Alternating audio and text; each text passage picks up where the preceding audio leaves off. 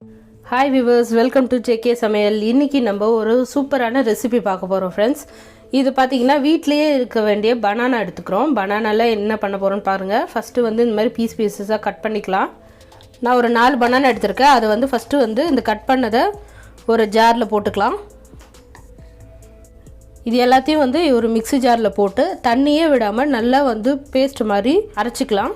இங்க பாருங்க இந்த மாதிரி நல்லா பேஸ்ட் ஆட்ட அரைச்சுக்கலாம். pan வச்சிருக்கேன். இதில் ஃபஸ்ட்டு நெய் கொஞ்சம் எடுத்துக்கலாம். இப்போ இந்த பேன் நல்லா சூடாயிடுச்சு. நான் ஒரு 2 ஸ்பூன் நெய் போட்டுக்கிறேன். மெல்ட் ஆனதுக்கப்புறம் கொஞ்சமாக நான் ட்ரை ஃப்ரூட்ஸ் அதாவது முந்திரியும் பாதாமும் எடுத்துருக்கேன். இதை ஃபஸ்ட்டு நெய்யில் போட்டு எடுத்துக்கலாம்.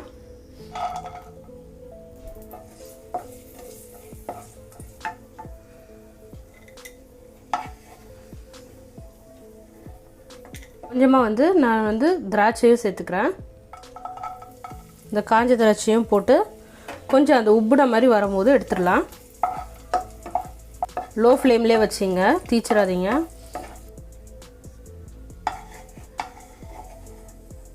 இந்த மாதிரி நல்லா நெய்யில் போட்டு வறுத்து எடுத்துட்டு நம்ம வறுத்தெடுத்தோம் இல்லையா, அதே நெய்யில் நம்ம அரைச்சி வச்சுருக்க இந்த பனானா மிக்ஸை சேர்த்துடலாம்.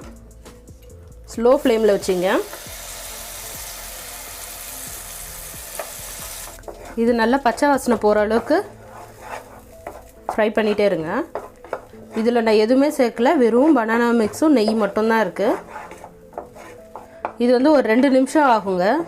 அது வரல இப்படி கலரிட்டே இருக்கு, அடி பிடிக்க விட்டுற வேண்டாம்.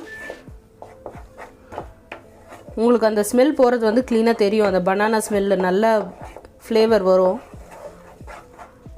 ஒரு 2 நிமிஷம் கழித்து லோ ஃப்ளேமில் அடுப்பு வச்சுக்கோங்க. நான் ஒரு 100 கிராம்ஸ் சர்க்கரை எடுத்திருக்கேன். இதை இதில் ஆட் பண்ணிக்கோங்க. இதுக்கு பதில் நீங்கள் நாட்டு சர்க்கரை கூட யூஸ் பண்ணலாம். நான் ஒயிட் சுகர் தான் போட்டிருக்கேன். உங்கள் சுகருக்கு நீங்கள் நிறைய சுகர் சாப்பிடுவீங்க அப்படின்னா இன்னும் கூட சேர்த்துக்கலாம், இல்லைன்னா கம்மியாகவும் சேர்த்துக்கலாம். ஏன்னா பனானா ஏற்கனவே இனிப்பாக இருக்கும், அதனால் சுகர் கொஞ்சம் கம்மியாக சேர்த்துங்க, அப்போ தான் நல்லாயிருக்கும். இந்த சர்க்கரை நல்லா கரையட்டும். பாருங்கள் நல்லா கரைஞ்சி வந்திருக்கு. நான் இந்த ஸ்பூனில் ஒரு 5 ஸ்பூன் கார்ன்ஃப்ளவர் மாவு எடுத்துருக்கேன். மாவோட கொஞ்சம் தண்ணி ஆட் பண்ணிக்கிறேன். கரையிற அளவுக்கு தண்ணி இருந்தால் போதும். பாருங்கள் நல்லா தண்ணி அந்த மாதிரி கரைச்சிக்குங்க. இந்த கரைச்ச இந்த கார்ன்ஃப்ளவர் மிக்ஸை இது கூட இப்போ ஆட் பண்ணிக்கலாம்.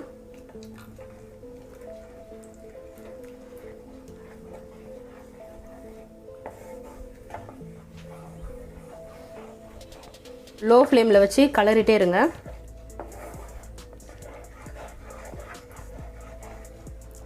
இப்போ நான் கொஞ்சமாக கேசரி பவுடர் எடுத்துக்கிறேன்.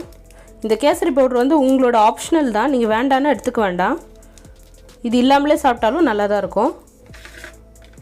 கொஞ்சமாக போட்டு நான் தண்ணியில் மிக்ஸ் பண்ணி அதில் சேர்த்துட்றேன்.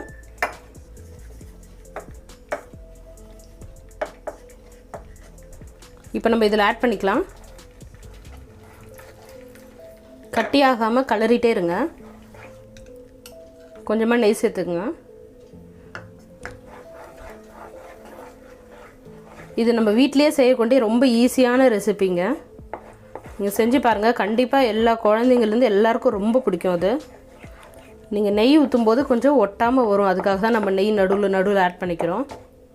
கொஞ்சம் இந்த மாதிரி ஸ்டேஜ் வரும்போது நம்ம வறுத்து வச்சுருக்கிற இந்த ட்ரை நட்ஸ் எல்லாம் சேர்த்துடலாம்.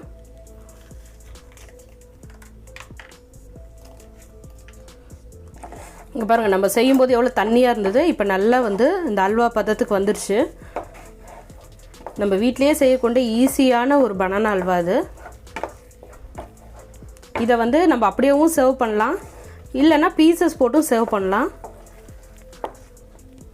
கடைசியாக இறக்கிறதுக்கு முன்னாடி கொஞ்சமாக நெய் சேர்த்து மிக்ஸ் பண்ணி இறக்குங்க.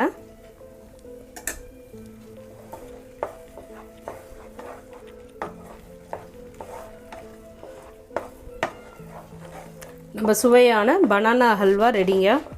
இதை நான் பீசஸாக போட போகிறேன். ஒரு தட்டில் நெய் ஃபுல்லாக ஸ்ப்ரெட் பண்ணி வச்சுருக்கேன். இதை அப்படியே வந்து அதில் ட்ரான்ஸ்ஃபர் பண்ணிக்க போகிறோம்.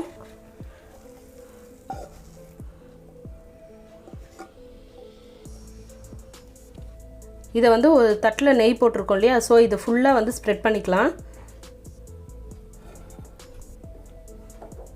இப்போ நம்ம சுட சுட ஹல்வா ரெடி. இது வந்து இந்த தட்டில் இருக்கிறத அப்படியே வந்து ஆற விட்டுட்டு நம்ம பீஸ் போட்டு எடுத்தோன்னா அவ்வளோ நல்லாயிருக்குங்க ஃப்ரெண்ட்ஸ். இந்த வீடியோ உங்களுக்கு பிடிச்சிருக்குன்னு நினைக்கிறேன். நீங்களும் இதை ட்ரை பண்ணி பாருங்கள். கண்டிப்பாக வந்து உங்களுக்கும் இது ரொம்ப பிடிக்கும். தேங்க்ஸ் ஃபார் வாட்சிங் ஜேகே வியூவர்ஸ்.